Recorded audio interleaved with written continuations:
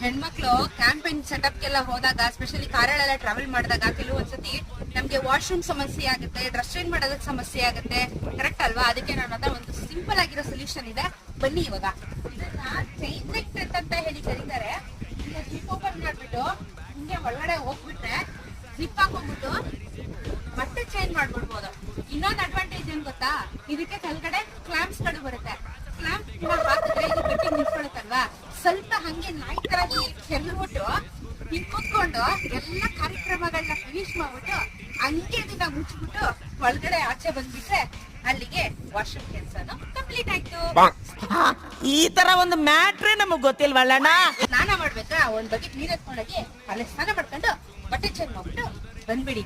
Changing trend ಇದೆ, ಎಷ್ಟೊಂದು advantage ಇದೆ ಗೊತ್ತಾಯ್ತಾ? ಎಲ್ಲ ನಿಮ್ ಫ್ರೆಂಡ್ಸ್ಗೂ ಶೇರ್ ಮಾಡಿ, ನನ್ನ ಫಾಲೋ ಮಾಡಿ. ಜಿಂಗಾಲಿ ಜಿಂಗಾಲಿ ಆಜಿ